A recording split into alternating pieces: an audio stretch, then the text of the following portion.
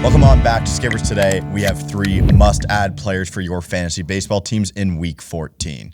As always, this video is brought to you by FanDuel Canada. Participate in Dinger Tuesdays, the best markets, and you can watch the games live in the app. If you are in Canada, you should be betting on FanDuel Canada. Let's get into these 3 players. First one is Byron Buxton of the Twins, an outfielder, 42% roster. That's going to go up based on this little heater he's on right now. So far this season, a .261 average, 7 homers, 30 driven in, 5 stolen bases, a weighted runs created plus of only 115. But from RotoWire, Buxton posted a 3-hit day yesterday with a dinger for the second time in 3 games. Center fielder has now collected multiple hits in 6 of his last 16 starts, hitting .355 in his last 62 at-bats with 9 extra base hits, including 4 homers, 14 driven in, and 14 runs scored, adding 3 stolen bases as well during that stretch.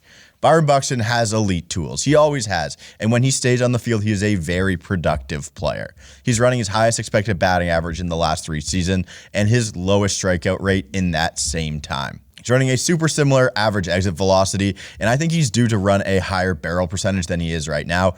He's been closer to 15% even when he's struggling. Right now, he's sitting at just 9.6%. If Byron Buxton is going to be the one who gets hot, I'm absolutely going to pick him up because to me, it's not a fluke. When you go through hot stretches, for sure you think it might be done for some guy, but Byron Buxton is just that talented. We've seen it for years. He's been a top 5 fantasy pick a couple of years ago as well. Byron Buxton is that good, and I want him on my fantasy baseball teams. They're throwing him a ton of fastballs, nearly 50% of the time. I think they should probably change that if you looked at what he's doing to them, and he's hitting some like sliders and stuff really well as well, but some splits, changeups might be a little different for Buxton, but he is slugging .548 against fastballs with a .579 expected slug. Buxton is also top 20% when it comes to hard hit percentage. He is going to strike out a lot, but the upside is fantastic. I am going to be picking up Byron Buxton wherever I can. The next player, we've talked about him a ton over the past couple of weeks, and that is Noelvi Marte of the Reds. Right now, 34% roster. I did this a couple of weeks ago, and I think he was 19% roster, but only 34% right now, and he came back yesterday. These are stats from last season: a .316 average, 3 homers, 15 driven in, 6 stolen bases, weighted runs created plus of 120. Marte showed 0 signs of rust in his season debut, which is impressive considering how bad his rehab stint was after serving his 80-game suspension for performance-enhancing drugs. 22-year-old top prospect went 3 for 5 with an RBI and 3 runs scored on Thursday evening, and he should be rostered in all fantasy formats as a potential 4-category impact contributor. And we don't have to worry about his playing time because there's a clear path thanks to Christian Encarnacion Strand out for the season. That is from Roto World as well. Marte was absolutely god-awful in his rehab stint before he came to the majors, and I can realize why the hype for him had died down a little bit.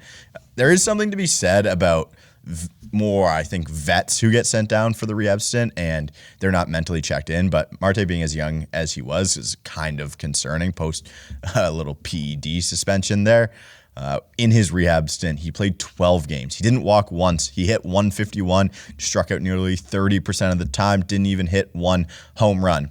But as soon as he gets back to the majors, he gets his juice back. He hit 2 balls over 105 miles an hour yesterday and stole a base as well. It shows his upside. I'm not going to use a ton of his last year data in this to tell you to pick up Noelvi Marte, but I think he'll be a great asset. He hits in a great park, and he has a ton of playing time for the Reds. So I'm also picking up Noelvi Marte. Third player is the lowest player on this list priority-wise of these 3. It's Heston Kjerstad of the Orioles. He's 29% rostered, and that's because of his playing time concerns. 240 average, 1 homer, 3 runs batted in, and a 119 weighted runs created plus while he's been in the majors this season. The AAA stats are insane for him, but again, from RotoWire here. The long ball was the first of the season that Heston Kjerstad hit yesterday. The 24-year-old who returned from the minors. He was unsuccessful in his first major league stint, but now this is his 3rd time being a big leaguer. In his second go-round just this season, he's gone 4 for 11 with 2 extra base hits across 4 games. Heston Kjerstad is just too talented for AAA at this point, and he's having a hard time finding at-bats at the big league level. So the second call-up of the year, I'm hoping that they have found some more playing time for him and the need for him. In AAA, Kjerstad has 16 home runs in 200 at-bats with a .996 OPS.